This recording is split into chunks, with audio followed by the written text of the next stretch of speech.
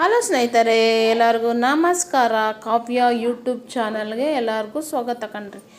ನಾನಿದನ್ನು ಹೋಟೆಲಲ್ಲಿ ಮಾಡುವಂತಹ ರವೆ ಇಡ್ಲಿ ರೆಸಿಪಿ ತೋರಿಸ್ಕೊಡ್ತೀನಿ. ರವೆ ಇಡ್ಲಿ ಅಂತೂ ಸೂಪರಾಗಿರುತ್ತೆ ಕಣ್ರಿ. ಸೇಮ್ ಹೋಟೆಲಲ್ಲಿ ಮಾಡುವಂಥ ರವೆ ಇಡ್ಲಿ ಥರನೇ ಅದೇ ಟೇಸ್ಟು, ಅದೇ ಸಾಫ್ಟು, ಅಷ್ಟು ರುಚಿಯಾಗಿರುತ್ತೆ ಈ ರವೆ ಇಡ್ಲಿ. ಯಾಕೆ ಲೇಟ್ ಮಾಡೋದು, ಯಾವ ರೀತಿ ಮಾಡ್ಕೋಬೇಕು ಅಂತ ತೋರಿಸ್ಕೊಡ್ತೀನಿ. ಅದಕ್ಕಿಂತ ಮೊದಲು ಹೊಸ್ದಾಗಿ ನನ್ನ ಚಾನಲ್ ನೋಡ್ತಾರೆ ಪ್ಲೀಸ್ ಸಬ್ಸ್ಕ್ರೈಬ್ ಮಾಡ್ಕೊಳ್ಳಿ. ಹಾಗೆ ಮೇಲಿರೋ ಬೆಲ್ ಬಟನ್ ಕ್ಲಿಕ್ ಮಾಡಿ ಲೈಕು ಶೇರು ಕಮೆಂಟ್ ಮಾಡೋದು ಮರಿಬೇಡಿ. ಈಗ ಬನ್ನಿ ನೋಡ್ಕೋಣ ಯಾವ ರೀತಿ ರವೆ ಇಡ್ಲಿ ಮಾಡ್ಕೋಬೇಕು ಅಂತ ನೋಡ್ಕೋಣ. ನಾನು ಮೊದಲಿಗೆ ಸ್ಟವ್ ಮೇಲೆ ಒಂದು ಬಾಣಲೆ ಇಟ್ಕೊಂಡಿದ್ದೀನಿ. ನಾವು ಮೊದಲಿಗೆ ರವೆನ ಹುರ್ಕೋಬೇಕು.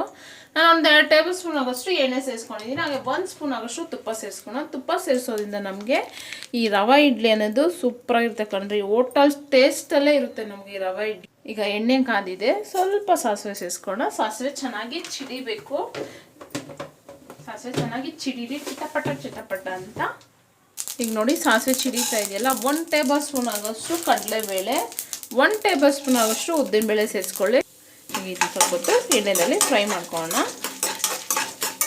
ಸ್ವಲ್ಪ ಗೋಲ್ಡನ್ ಕಲರ್ ಬರೋವರೆಗೂ ಫ್ರೈ ಮಾಡ್ಕೊಳ್ಳಿ. ನೋಡಿ ಈಗ ಗೋಲ್ಡನ್ ಕಲರ್ಗೆ ಚೇಂಜ್ ಆಗ್ತಾ ಇದೆಯಲ್ಲ, ಈ ಟೈಮಲ್ಲಿ ನಾವು ಸ್ವಲ್ಪ ಗೋಡಂಬಿ ಮತ್ತು ನಾನು ಸಣ್ಣದಾಗಿ ಹಚ್ಕೊಂಡಿರುವಂಥ ಕರಿಬೇವು ಮತ್ತು ನಾನು 4-5 ಹಸಿಮೆಣಸನ್ನ ನೋಡಿ ಈ ಥರ ಸಣ್ಣದಾಗಿ ಹಚ್ಕೊಂಡಿದ್ದೀನಿ, ಅವನ್ನು ಸೇರಿಸ್ಕೊಳ್ಳಿ. ಸ್ವಲ್ಪ ಶುಂಠಿ ನೋಡಿ, ಶುಂಠಿನ ನಾನು ನೀಟಾಗಿ ವಾಶ್ ಮಾಡಿ ಇಷ್ಟು ಸಣ್ಣದಾಗಿ ಹಚ್ಕೊಂಡಿದ್ದೀನಿ, ಇದನ್ನು ಸೇರಿಸ್ಕೊಳ್ಳೋಣ. ಈಗ ಇದನ್ನೆಲ್ಲನೂ ಚೆನ್ನಾಗಿ ಮಿಕ್ಸ್ ಮಾಡಿಕೊಂಡು ಚೆನ್ನಾಗಿ ಫ್ರೈ ಮಾಡ್ಕೊಳ್ಳೋಣ. ಗೋಡಂಬಿ ಅನ್ನೋದು ನಮಗೆ ಗೋಲ್ಡನ್ ಕಲರ್ ಬರಬೇಕು, ಅಷ್ಟು ಫ್ರೈ ಚೆನ್ನಾಗಿ ಮಾಡ್ಕೊಳ್ಳಿ. ಆಗಲೇ ನಮಗೆ ಈ ರವೆ ಇಡ್ಲಿ ಟೇಸ್ಟು ತುಂಬ ಚೆನ್ನಾಗಿರುತ್ತೆ ಕಣ್ರಿ. ಸೇಮ್ ಹೋಟೆಲಲ್ಲಿ ಕೊಡ್ತಾರೋ ಅದೇ ಟೇಸ್ಟ್ ಇರುತ್ತೆ. ಈಗ ನೋಡಿ ಗೋಲ್ಡನ್ ಕಲರ್ ಬಂದಿದೆಯಲ್ಲ, ಈ ಟೈಮಲ್ಲಿ ನಾವು ರವೆ ಸೇರಿಸ್ಕೊಳ್ಳೋಣ. ಈಗ ನಾನು ನೋಡಿ ಈ ಬೌಲಲ್ಲಿ 2 ಬೌಲ್ ಆಗೋಷ್ಟು ಬಾಂಬೆ ರವೆ ತೊಗೊತೀನಿ.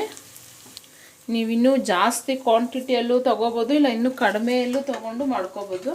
ನೋಡಿ ಈಗ ಚೆನ್ನಾಗಿ ಇದನ್ನ ಹುರ್ಕೋಣ. ಜಾಸ್ತಿ ಹುರ್ಕೊಳೋ ಅವಶ್ಯಕತೆ ಏನಿಲ್ಲ, ನಮಗೆ ಈ ಎಣ್ಣೆದಲ್ಲಿ ಚೆನ್ನಾಗಿದ್ದು ಮಿಕ್ಸ್ ಆದರೆ ಸಾಕು. ನಾವು ಇಡ್ಲಿಗೆ ಉಪ್ಪಿಟ್ಟಿಗೆ ಹುರ್ಕೊತೀವಲ್ಲ ಅಷ್ಟು ಹುರ್ಕೊಳೋ ಬೇಕಾಗಿಲ್ಲ, ಸ್ವಲ್ಪ ನಾವು ಹುರ್ಕೊಂಡ್ರೆ ಸಾಕು. ನೋಡಿ ಈ ಥರ ರವೆ ಚೆನ್ನಾಗಿ ಎಣ್ಣೆದಲ್ಲಿ ಮಿಕ್ಸ್ ಆಗೋ ಗಂಟ ಹುರ್ಕೊಳ್ಳಿ ಸಾಕು. ನೋಡಿ ಒಂದು 5 ನಿಮಿಷ ನಾವು ಈ ಥರ ಹುರ್ಕೊಂಡ್ರೆ ಸಾಕು. ನಮಗೆ ಜಾಸ್ತಿ ಗೋಲ್ಡನ್ ಕಲರ್ ಬರಬೇಕಂತೇನಿಲ್ಲ, ನಮಗೆ ರವೆ ಸ್ವಲ್ಪ ಬಿಸಿ ಆದರೆ ಸಾಕು. ನೋಡಿ ಈ ಥರ ನೀವು ಹುರ್ಕೊಂಡು ಒಂದು ಏರ್ ಕಂಟೈನರ್ ಬಾಕ್ಸಲ್ಲಿ ಇಟ್ಕೊಂಡು 1 ತಿಂಗಳು ಇದನ್ನ ಸ್ಟೋರ್ ಮಾಡ್ಕೋಬೋದು. ನಿಮ್ಗೆ ಯಾವಾಗ ಬೇಕಾದರೂ ಅವಾಗ ಇಡ್ಲಿ ಮಾಡ್ಕೋಬೋದು, ಅಷ್ಟು ರುಚಿಯಾಗಿರುತ್ತೆ ಇದು. ಈಗ ನಾನು ಸ್ಟವ್ ಆಫ್ ಮಾಡಿಕೊಂಡು ಇದನ್ನ ತಣ್ಣಗಾಗ್ಬೇಕು ಬಿಡ್ತೀನಿ. ತಣ್ಣಗಾಗಬೇಕು ಈ ರವೆ ಅನ್ನೋದು. ಈಗ ಇದು ಹುರಿದಾಗಿದೆ, ಇದನ್ನು ಸ್ಟವ್ ಆಫ್ ಮಾಡಿಕೊಂಡು ಇದನ್ನು ತಣ್ಣಗಾಗಕ್ಕೆ ಬಿಡ್ತೀನಿ. ನೋಡಿ ಈಗ ನಾನು ಸ್ಟವ್ ಆಫ್ ಮಾಡಿಕೊಂಡು ಇನ್ನು ಕೂಲ್ ಆಗಕ್ಕೆ ಬಿಟ್ಟಿದ್ದೀನಿ.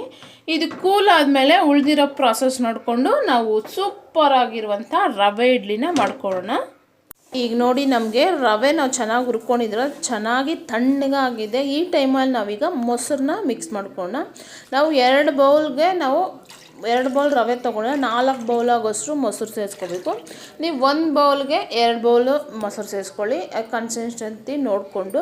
ಈಗ ನಾನು ರುಚಿಗೆ ತಕ್ಕಷ್ಟು ಉಪ್ಪು, ಸ್ವಲ್ಪ ಸೋಡಾ ಮತ್ತು ಸಕ್ಕರೆ ಮೇನ್ ಸ್ವಲ್ಪ ಹಾಕ್ಕೊಳ್ಳಿ, ಜಾಸ್ತಿ ಏನು ಬೇಕಾಗಿಲ್ಲ. ಈ ಸಕ್ಕರೆ ಹಾಕೋದ್ರಿಂದ ನಮಗೆ ಇಡ್ಲಿ ಅನ್ನೋದು ತುಂಬ ಹೋಟೆಲಲ್ಲಿ ಕೊಡ್ತಾರೆ ಅದೇ ಟೇಸ್ಟ್ ಬರಬೇಕಂದ್ರೆ ನೀವು ಸ್ವಲ್ಪ ಸಕ್ಕರೆ ಆ್ಯಡ್ ಮಾಡ್ಕೋಬೇಕು. ಈಗ ನೋಡಿ ಚೆನ್ನಾಗಿ ಮಿಕ್ಸ್ ಮಾಡ್ಕೊಳ್ಳೋಣ. ಈ ಥರ ಚೆನ್ನಾಗಿ ಮಿಕ್ಸ್ ಮಾಡಿ ಈಗ ಪ್ಲೇಟ್ ಕ್ಲೋಸ್ ಮಾಡಿ ಒಂದು 5 ಮಿನಿಟ್ಸಿಂದ ಪಕ್ಕಕ್ಕೆ ಇಟ್ಕೊಳ್ಳೋಣ. ಯಾಕಪ್ಪ ಅಂದರೆ ಆ ರವೆ ಎಲ್ಲ ನಮಗೆ ಮೊಸರನ್ನ ಹೀರ್ಕೋಬೇಕಲ್ಲ, ಅದರಿಂದ. ಈಗ ನೋಡಿ ರವೆ ಎಲ್ಲ ಮೊಸರನ್ನ ಚೆನ್ನಾಗಿ ಹೀರ್ಕೊಂಡು ನಮಗೆ ಇಡ್ಲಿ ಕನ್ಸಿಸ್ಟೆನ್ಸಿಗೆ ಬಂದಿದೆ. ಈಗ ನಾವು ಇಡ್ಲಿ ಪಾತ್ರೆಗೆ ಇದನ್ನ ಸೇರಿಸ್ಕೊಳ್ಳೋಣ.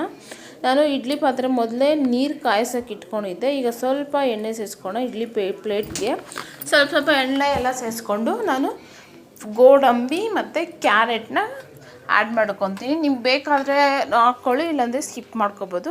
ನಾನು ಚೆನ್ನಾಗಿ ಕಾಣಿಸ್ಲಿ ಅಂತ ಹಾಕ್ಕೊತಾ ಇದ್ದೀನಿ. ಹಾಗೂ ಟೇಸ್ಟು ತುಂಬ ಚೆನ್ನಾಗಿರುತ್ತೆ ಕಣ್ರಿ, ಈ ಥರ ಗೋಡಂಬಿ, ಕ್ಯಾರೆಟು, ಕೊತ್ತಂಬರಿ ಸೊಪ್ಪೆಲ್ಲ ಹಾಕ್ಕೊಳೋದ್ರಿಂದ. ಈಗ ನಾವು ರೆಡಿ ಮಾಡ್ಕೊಂಡಿರೋ ರವೆ ಇಡ್ಲಿ ಪ್ಯಾಟರ್ನ ಈಗ ಪ್ಲೇಟ್ಗೆ ಸೇರಿಸ್ಕೊಳ್ಳೋಣ. ನೋಡಿ ನಾನು ಎಲ್ಲದಕ್ಕೂ ಈ ಥರ ಸೇರಿಸ್ಕೊಂಡು ಈಗ ಇದನ್ನ ಒಂದು 15 ನಿಮಿಷ ಇಲ್ಲ 10 ನಿಮಿಷ ಬೇಯಿಸ್ಕೊಂಡ್ರೆ ನಮಗೆ ಬಿಸಿ ಬಿಸಿ ಹೋಟೆಲ್ ಸ್ಟೈಲ್ ರವೆ ಇಡ್ಲಿ ರೆಡಿ ಆಗುತ್ತೆ.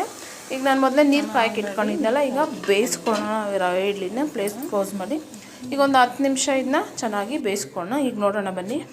ನೋಡಿ ಇಡ್ಲಿ ಪರ್ಫೆಕ್ಟಾಗಿ ಬೆಂದಿದೆ.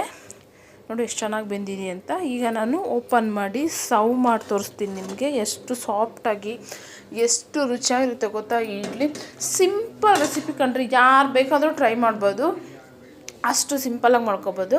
ನೋಡಿ ಈಗ ನಾನು ಪ್ಲೇಟ್ಗೆ ಸರ್ವ್ ಮಾಡ್ತೀನಿ. ಇಡ್ಲಿ ಜೊತೆ ಸಾಂಬಾರ್ ಜೊತೆ ತಿಂತಾ ಇದ್ರಂತೂ ಸೂಪರಾಗಿರುತ್ತೆ ಕಣ್ರಿ. ನಿಮ್ಮ ಮನೆಯಲ್ಲೂ ಇದೇ ಥರ ಟ್ರೈ ಮಾಡಿ ಹೇಗೆ ಬಂತು ಅಂತ ಕಮೆಂಟು ಲೈಕ್